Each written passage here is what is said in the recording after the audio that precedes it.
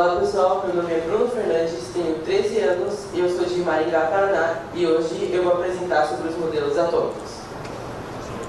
Primeiro, vamos começar pela palavra. O que significa a palavra átomo? Átomo vem do grego tomos, que significa divisível, junto com o prefixo a, que significa não. Então, é algo que não é divisível. E segundo o dicionário brasileiro, o átomo é a menor parte da matéria que, quando se combina, quando se junta com outros, forma substâncias e compostos. Tudo começou no ano 400 a.C., com dois filósofos chamados Demócrito e Leucipo. Eles falavam que tudo, a matéria, tudo, era feito por pedaços muito pequenos dos quatro elementos principais, que era água, fogo, ar e terra. Só que tinha um problema. O problema era Aristóteles, que ele era um filósofo muito influente na época, só que ele falava que tudo isso do atomismo estava errado. E, por causa disso, essa teoria foi deixada... Opa! Mais um. Ah. Volta ali, pessoal, não. Agora voltamos sim. No começo. Não tem problema. Fica tranquilo. Vamos lá? Então, em 3, 2, 1, pode começar.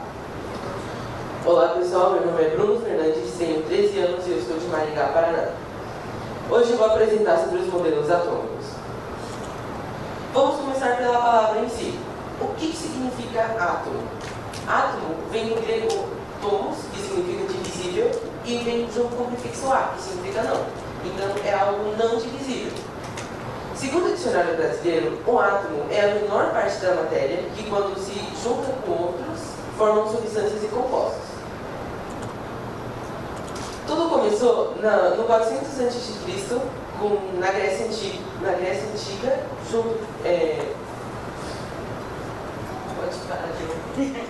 Sempre que você errar, você continua e vai até o final. Se a gente precisar depois gravar de novo, a gente grava. Beleza. Não precisa se preocupar, tá bom? Você só grava um pedaço e edita. Pode voltar o slide. Fica tranquilo, cara, é assim mesmo. A gente tem o dia inteiro. Calma, não tem lá. Mas aqui, pensa no cookie. Eu acho que a sala tá no máximo. Não, que dá pouco. Vamos lá? 5, 4, 3, 2, 1, pode ir. Olá pessoal, meu nome é Bruno Fernandes, tenho 13 anos e hoje eu vou apresentar sobre os modelos atômicos.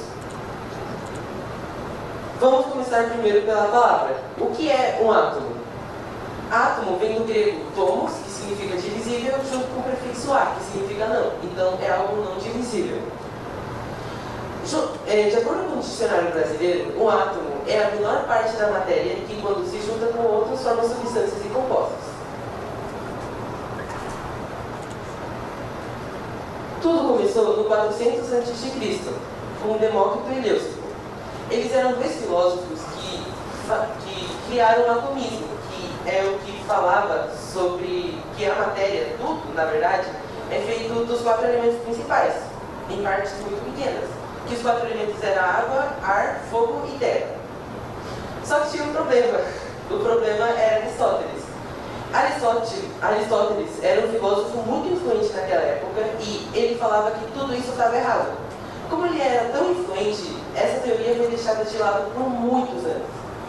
Foram mais de 1000 anos que essa teoria foi deixada de lado, até que em 1700, um cientista chamado Roger Moscovitch voltou a falar sobre atomismo. Só que ele não era filósofo, ele era cientista. Ele foi o primeiro homem a tentar representar o átomo, a tentar descrever, na verdade, o átomo de uma forma mais matemática.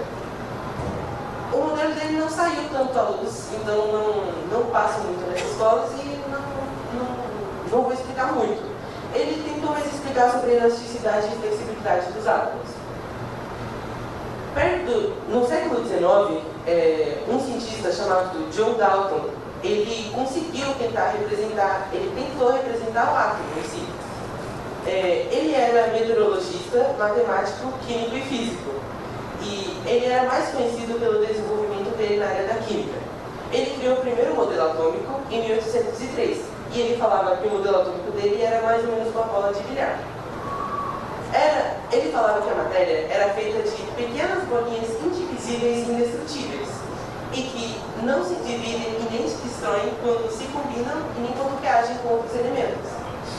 Ele também falava que um átomo do mesmo elemento, então, por exemplo, dois átomos de hidrogênio diferentes, eles tinham a mesma massa e a mesma propriedade. Ele também falava que as substâncias eram a união de dois ou mais elementos na mesma proporção.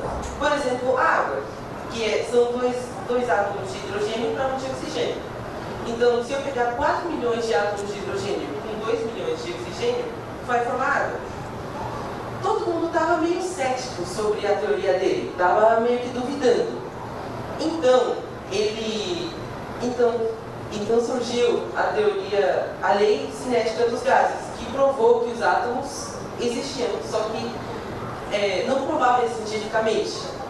Quem provou cientificamente foi o Robert Brown, um cientista inglês que, junto com Albert Einstein, um colega dele, conseguiu provar cientificamente os átomos. Ele estava numa tarde entediante, olhando uma partícula de pólen cair na água. Quando ele percebeu, quando a partícula de pólen caiu na água, ela percebeu que ela estava com um movimento aleatório. Tipo, ela ia para frente, depois parava, ia para trás, e ele não conseguia explicar o porquê. O que ajudou ele foi Albert Einstein. Ele falou que esse movimento aleatório era devido por causa de que essa partícula de pólen ia colidindo com as moléculas de água e daí ia perdendo movimentação, daí ia para o outro lado e era por causa disso. E aí foi como os átomos foram provados cientificamente. Depois, para melhorar os modelos atômicos, veio J. G. Thomson. O nome dele era Joseph John Thomson e ele descreveu o átomo como se ele tivesse cargas elétricas. Ele falava que o átomo era uma massa positiva com partes negativas, como se fosse um pudim de passas, onde o pão seria a parte positiva e a parte negativa, as passas, eram os elétrons. Os elétrons eram a parte negativa, eram as passas. Ele também falava que o átomo agora podia ser dividido sim, ele podia ser divisível, e falava que todo átomo era neutro, então tudo que tinha de carga negativa ia ter de parte positiva também. Ele se basou nos estudos de Geisler e Cruz, na bola de Cruz que eu vou mostrar no próximo slide. E ele também falou que os elétrons estão distribuídos de distância igual entre um e o outro. Foi nesse estudo que ele se basou, na bola de Cruz. Ele fez uma bola com gás muito rarefeito, que quase não tinha átomos ali dentro, e ele eletrizou o cátodo, que é a parte negativa.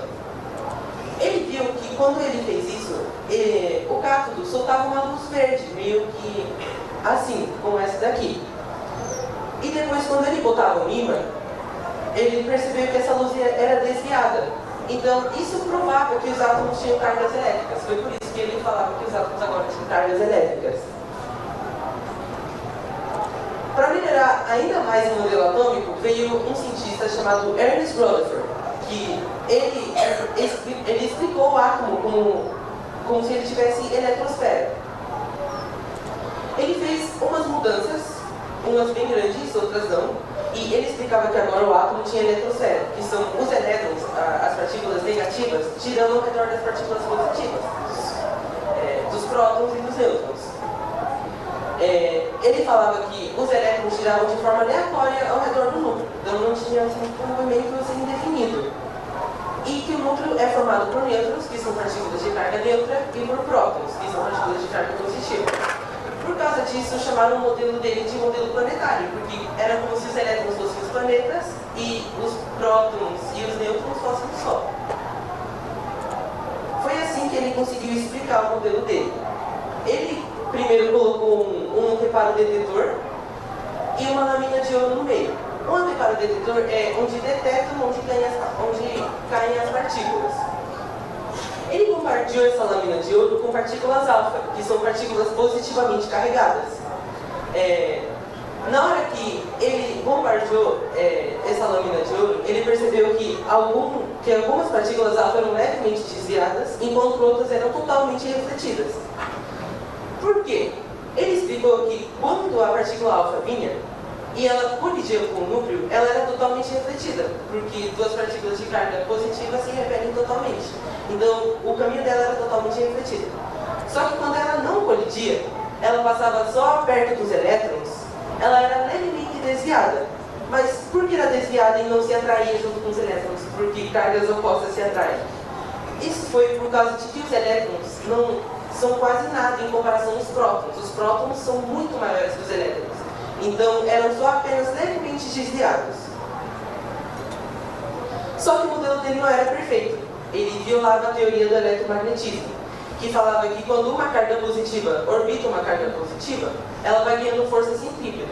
Ou seja, se esse fosse o caso, o elétron ia ficar girando e ia cada vez mais perto do núcleo até confundir com ele. Só que a gente está existindo agora, então não é possível. Era uma falha.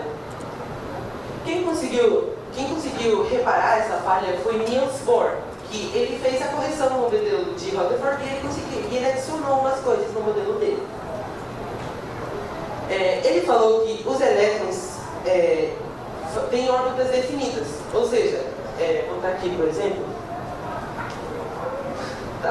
ou seja, eles giravam especificamente em um local, eles ou giravam nessa órbita aqui ou na órbita exterior, elas não podiam ficar entre duas órbitas. Isso ele explicou, só que não sabia explicar o porquê. Ele também falou que quando o elétron é carregado, ele meio que pula de uma órbita para outra. E quando o elétron pula, ele libera energia na forma de luz. E ele conseguiu solucionar o problema de Rutherford, da falha do eletromagnetismo. Anos depois veio o Schrödinger, que ele fez o seu modelo atômico com base na mecânica quântica. A principal mudança que ele fez foi explicar o elétron como se ele fosse uma onda e uma partícula ao mesmo tempo. Na mecânica quântica a gente chama isso de sobreposição, que o objeto quântico, o elétron no caso, é uma onda e uma partícula ao mesmo tempo. Só que quando você mede, quando você analisa ele ou se comporta como uma onda ou uma partícula, é algo aleatório. Ele também explicou que os elétrons sempre estão se movimentando, eles não têm uma posição fixa dentro do átomo. E ele também criou os orbitais atômicos, que é uma área específica onde os elétrons podem ser encontrados. Então, é uma área onde eles podem ser encontrados, não é por exemplo, que você vai encontrar ele ali. Você tem chances de achar ele ali. No modelo dele, ele não tentou explicar a estabilidade do átomo, mas sim a movimentação dos elétrons e o elétron como um objeto quântico. E ele se basou no princípio de incerteza de Heisenberg, que falava que o momento, a quantidade de movimento que um objeto quântico tem e a posição exata dele não podem ser medidas com exata precisão ao mesmo tempo. E, bom, esses elétrons, eles fazem a tabela periódica, que fazem tudo, na verdade, e são essas incertezas que fazem a gente procurar por respostas mais certas, respostas definidas.